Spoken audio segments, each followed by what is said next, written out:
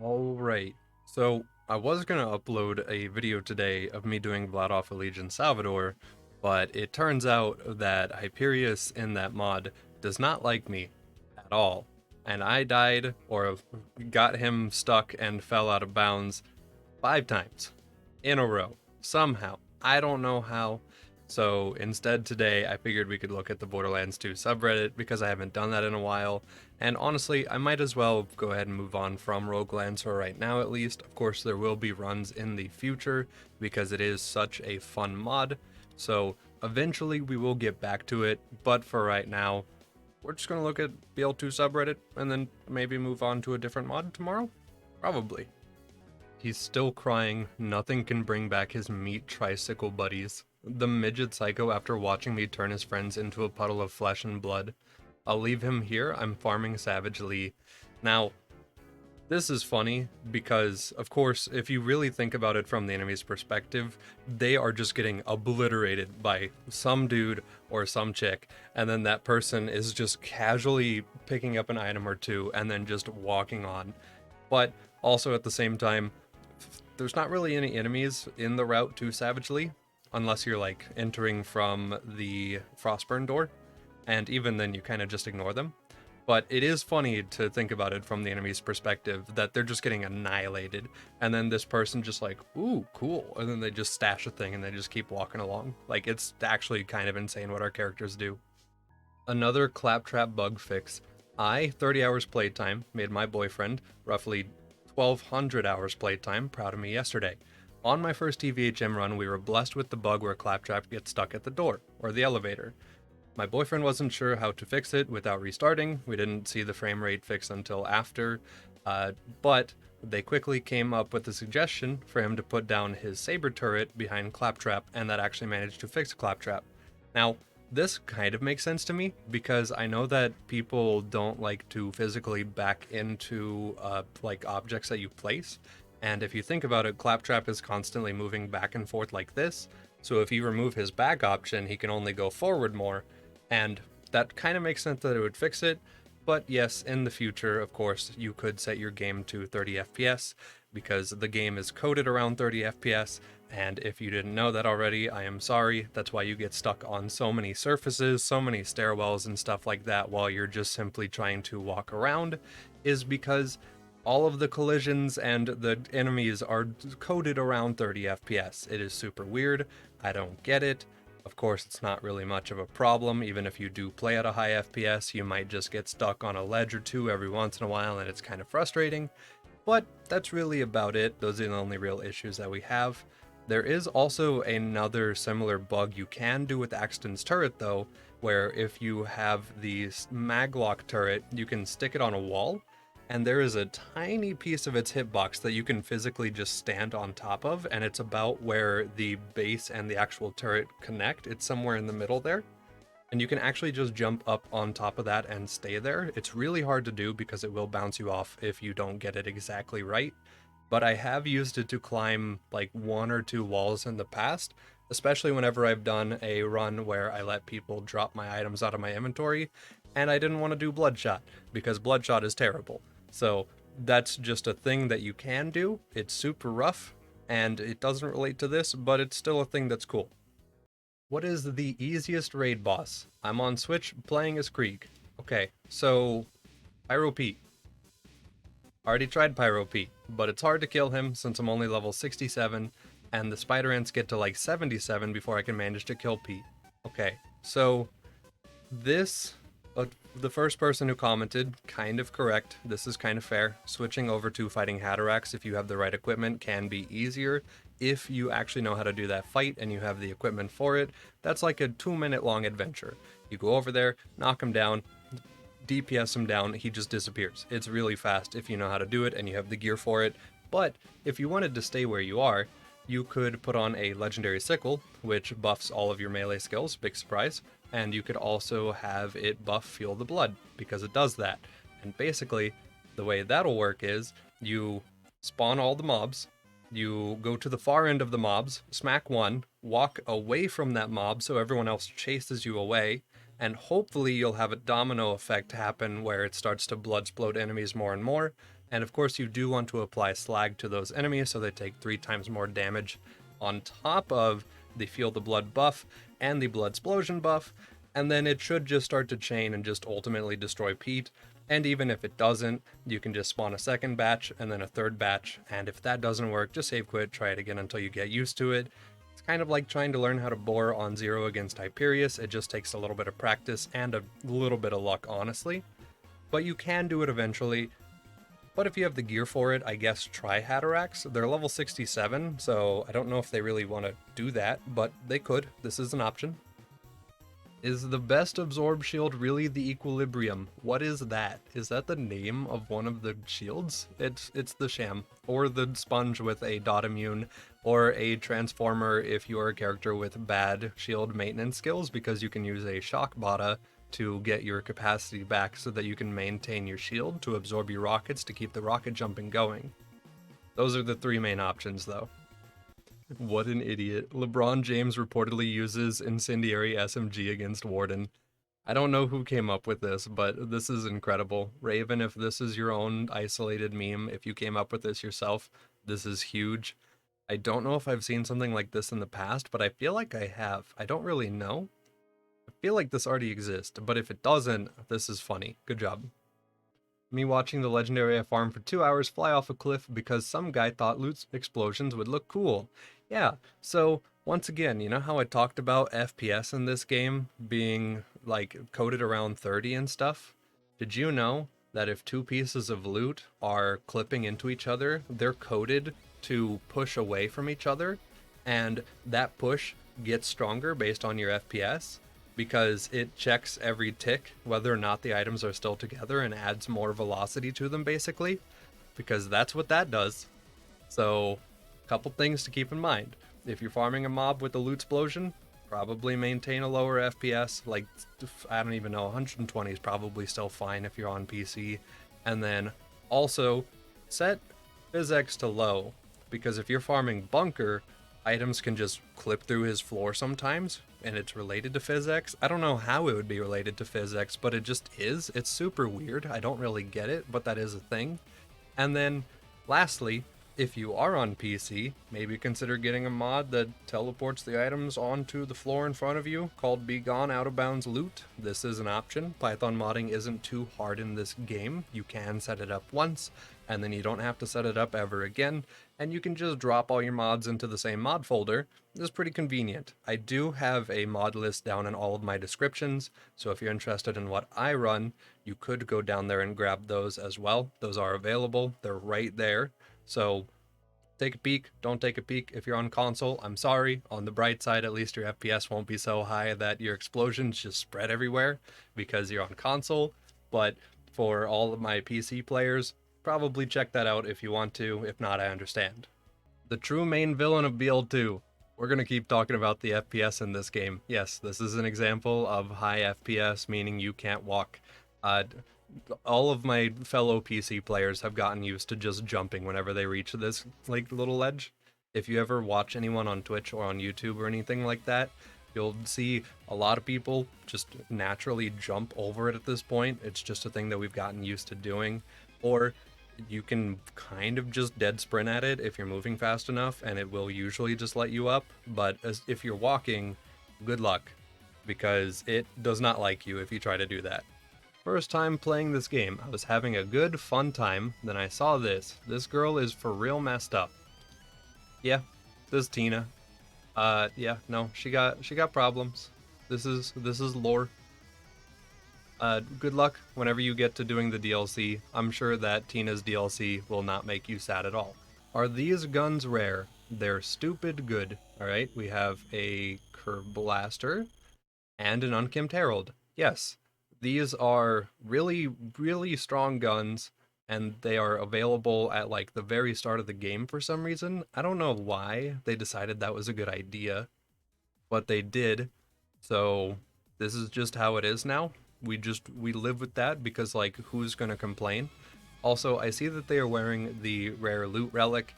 I do want to go ahead and talk about the fact that, once again, it does not buff dedicated drop rates. Dedicated drop rates are set to whatever they are, usually 10% for isolated legendary dropping mobs, usually 2.5% for batch mobs like the assassins or the rats from the Stormfront farm. And you would think that 2.5% 4 times would be the same rarity as one 10% mob, but apparently statistically it's slightly worse. So the RNG for those drops is actually a little worse for you, so you have a harder time getting them, which I always thought was super troll, because you would just think that additively it would just make 10%, but I guess it doesn't. It's like 9 point whatever, and it's super weird, and I don't get it, but that is a thing. And what the rare loot relic actually does is reduces the white drop rarity like rate, basically, and it increases the blue drop rarity weight. And it only does it by like a tiny little margin, and it's only useful for like cobra farming. That's it. That's the one time I've seen people actually try to use the rare loot relic, and it is for farming the cobra. So, just a thing to keep in mind. Fact, 99% of Vault Hunters stop farming before they get their perfect legendary.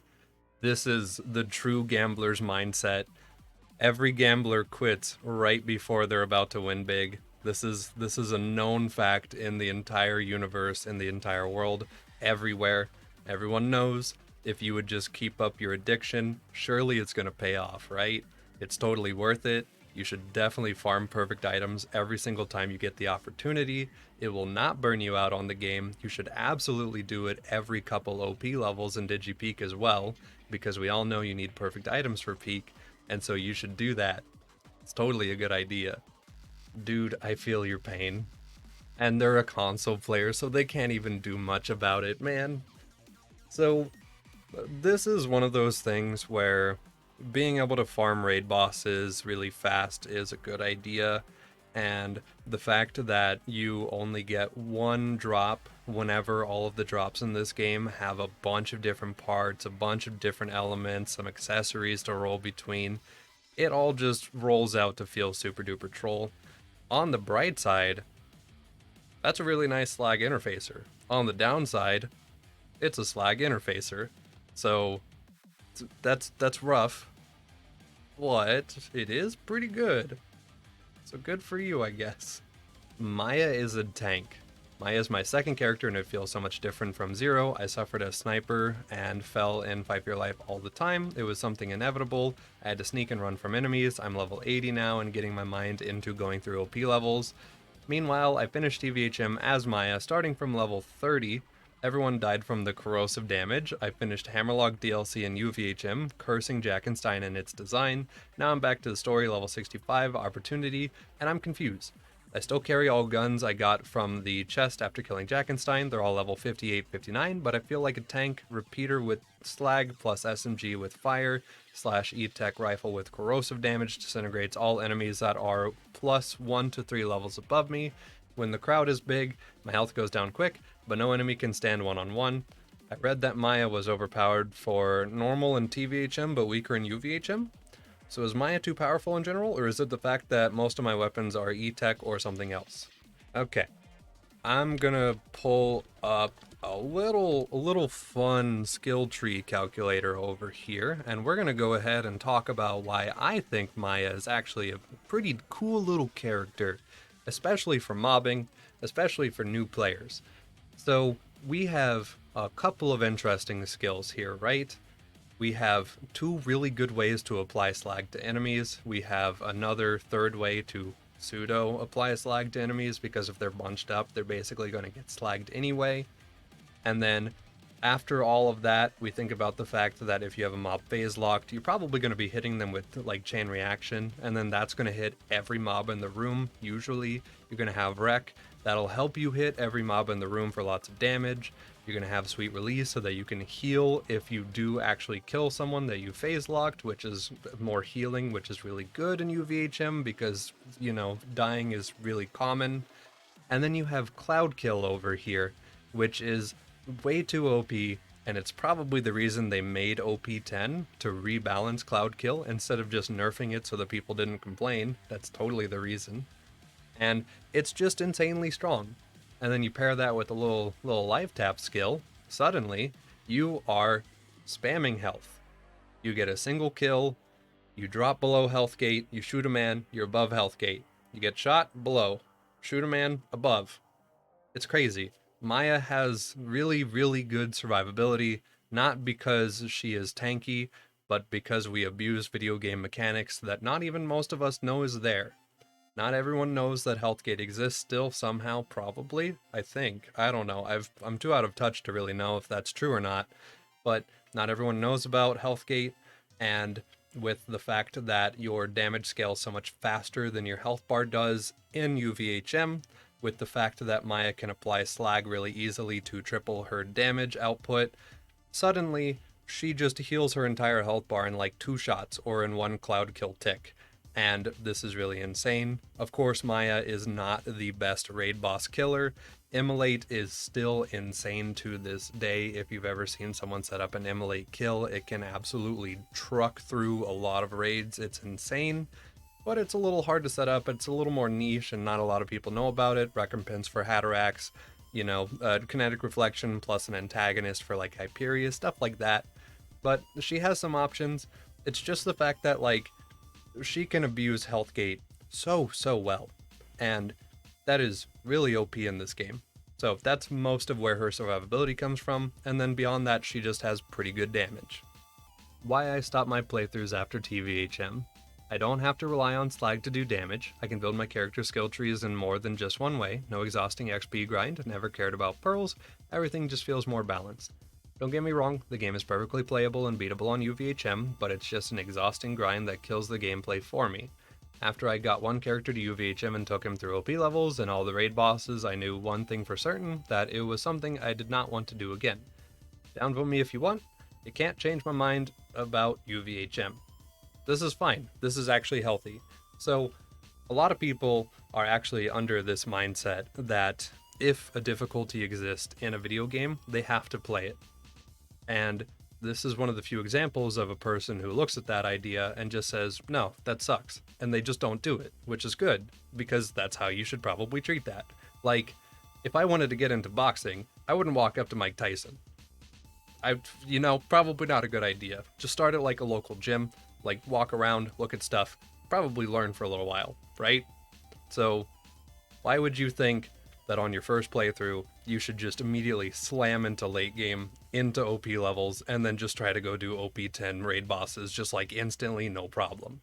This is obviously UVHM is very difficult. I will admit that. And OP levels are artificially inflated difficulty, which is what a lot of video games do. Let's be honest. Even like Halo, you play like easy, normal, heroic, legendary. They're just thicker. Of course, you can still one-tap headshot everything in Halo, but that's neither here nor there. And then Terraria is another good example of this with Master Mode, where most of Master Mode is literally just inflated health pools, and people are totally fine with that. But in BL2, it's like, whatever. It's a whole thing for some reason. But yes, this person is healthy. This person has a good mindset about this. If you don't want to play the highest difficulty, you don't have to. There is not a whole lot of reason to go into UVHM besides Gen 2 class mods, which you don't need in TVHM anyway because the game's really easy in TVHM. And then most of the pearls aren't even good. So you're okay to not even go touch it. If you did want to play in UVHM, you could just play it casually. You can never touch an OP level in your life. And you can just build around the fact that most characters have a way to apply slag. Like Maya has her Scorn and her Ruin, Salvador has 2 hands, Axton has Turret, and fast swap speed, so you can swap to a slag weapon. Zero has fast swap speed and has no grenade skill, so might as well use a support grenade on him. And then Krieg doesn't really need any of that. I mean, he has fast swap speed on kill skills, but you can just like smack a dude and they just disappear in front of you. They just and they just tip over immediately. And then Gage has Anarchy, and she has Interspersed Outburst, unless you're on a nice computer, in which case don't try to use it. You will just crash your game and lose all your Anarchy and feel sad. But everyone has a way to apply slag, and you should probably consider learning it. It's a single debuff mechanic in the hardest difficulty of the video game. If you don't like it, I totally understand. I'm not going to argue with you about it because it's not worth it. We have this game has existed for 12 years and people still fight about the exact same thing, so clearly no one's winning. So I'm not going to fight with you about it, but you can just not play UVHM if you don't like UVHM, and then if you want that spice, go play it. Why not? Okay. And we have hit the bottom already. So, guys, thank you for hanging out today. I appreciate it. I will probably be playing Fight for Your Life Lands again next. I do want to start a zero. I know that I probably need help considering the fact that I play Fight for Your Life Lands a lot, but it's just fun. It's like, it's punishing, but it's also really good for all of the tricks that I've learned how to like do in this game. So I really, really like it for that reason, and I'm 100% going to be playing it again. So that's probably what we're going to start tomorrow. Thank you guys for hanging out. Hope you all have a good day. If you have any questions, leave a comment. Might be able to answer it. Someone else might be able to answer it. But beyond that, hope everyone's doing well. Have a nice day. See you later. Bye.